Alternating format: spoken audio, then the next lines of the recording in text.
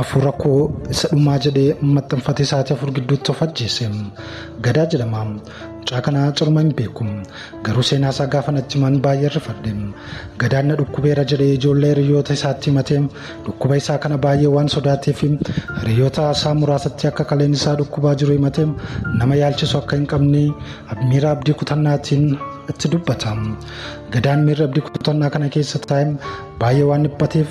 hiriyoota karaa feesbuukii waliin taphachaa oolu hedduu meeseejii akkas jedhu ergaafim yoon si gaddisiiseera ta'eef onnee keerraa akka dhiifamanaaf gootuun barbaada onnee keerraa dhiifamanaaf godhin jireenyi baay'ee natti hadhaa'eera yoo lubbuun jiraadhee waan hundayyuu sittan hima garuu jedhee miira abdii kutannaa isaa mul'ise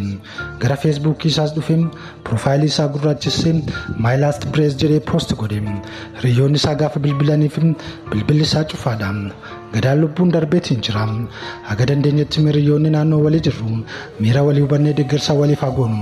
waan dandeenyuun dargaggeessi isin argaa jirtan kun gadaa jedhama yaarraa fuula feesbuukii isaa irratti afuura koosheedhumaa my last breath jechuudhaan maxxansee ture maxxansa kanas erga maxxansee booda turtii sa'aatii afurii keessatti du'uunsaa dhaga'ame hiriyoonni isaa akka dubbatanitti immoo gadaan of ajjeesuusaatu dubbatama hiriyoonni isaa akka himanitti gadaan namoota muraasaaf ergaa akkas jedhu barreessaafii tureera hiriyaa koo hangarraatti yoon si gaddisiiseera ta'e garaarraa ifama akka naaf gootuun barbaada ankana caalaa jiraachuu hin danda'u abdii kutadheeraa kanaafuu hangarraatti yoon si gaddisiiseera ta'e garaa keerraa ifama naaf godhi jechuudhaan ergaawwan akkasii hiriyoota isaa muraasaaf barreessaa akka turetu dubbatama hiriyoonni isaa ergaan kun isaan qaqqabe immoo battalumatti deebisanii bilbila gadaa irratti bilbilanis bilbilli gadaa cufaa akka ture dubbatu hiriyoonni isaa akka dubbatanitti gadaan dhukkuba kalee cimaati dargaggeessi isin argaa jirtan kun gadaa jedhama yaarraa fuula feesbuukii isaa irratti afuura koosheedhumaa my last breath jechuudhaan maxxansee ture maxxansa kanas erga maxxansee booda turtii sa'aatii afurii keessatti du'uunsaa dhaga'ame hiriyoonni isaa akka dubbatanitti immoo gadaan of ajjeesuusaatu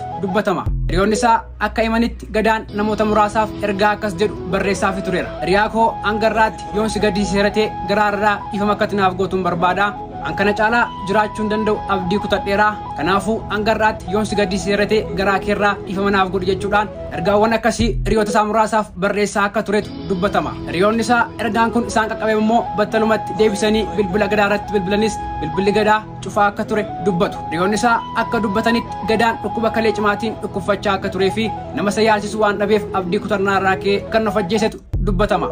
kanas ta'u sana akkaataa du'a gadaa irratti ragaa qabatamaadhaan odeeffannoo kan biraa qabadhee kanan dhufuun ta'a ta'uyyuu malee jechuu kanan barbaadu immoo adaraa keessan hangam abdii yoo kutattaniyyuu lubbuu keessan irratti tarkaanfii fudhachuun fuula waaqayyoos ta'e fuula namaa duratti gaddiisaa waan ta'eef hanga kamuu rakkinniif haalli nuti keessa jirru abdii kutachiisaa ta'ullee lubbuu tokkitti waaqayyo nu keessa kaa'e irratti tarkaanfii fudhachuu akka hin qabne isin hubachiisuun barbaada ofii keenya du'a keenyaan furmaata waan argannu fakkaatus du'a keenyaan garuu maatiin keenyaaf namoonni nu jaallatan baay'een isaanii gaddaa waan hafaniif adaraa keessan namoota afurako saduma jade maxxanfate saati afur gidduutti of ajjeesem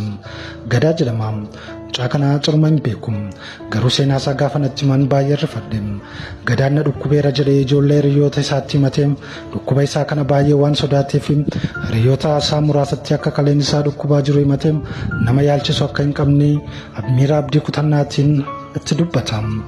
gadaan miira abdii kutannaa kana keessa taa'em baay'ee waan dhiphateef hiriyoota karaa feesbuukii waliin taphachaa oolu hedduu meeseejii akkas jedhu ergaafim yoon si gaddisiiseera ta'eef onnee keerraa akka dhiifamanaaf gootuun barbaada onnee keerraa dhiifamanaaf godhin jireenyi baay'ee natti hadhaa'eera yoo lubbuun jiraadhee waan hundayyuu sittan hima garuu jedhee miira abdii kutannaa isaa mul'ise gara feesbuukii isaas dhufeen piroofaayilii isaa gurraachessee my last breath jedhee poost godhe hiriyoonni isaa gaafa bilbilaniif bilbilli isaa cufaadha gadaan lubbuun darbeetiin jira haga dandeenyetti hiriyoonni naannoo walii jirru miira walii hubannee deeggarsa waliif hagoonu waan dandeenyuun wal bira haa dhaabbannuun jira maatiif erga keetii nama baay'isee kolfuu baay'iseen sodaadhaam durkan kolfuu hunduu gammadaa kan seeqe martis yaaddoo waan hin qabne natti fakkaata tureem ergan si dhabeen booda garuu kolfii godoo gaddaa itti dhokatan akka ta'e naaf galeeraam si caalaa kan seeqxu eenyu tureem yeroo walitti qabamnu hundumaa caalaa kolfii humnaan ol kee dhaga'amu kan kee tureem erga keetii nama baay'isee kolfuu baay'iseen sodaadhaam durkan kolfuu hunduu gammadaa kan seeqe martis yaaddoo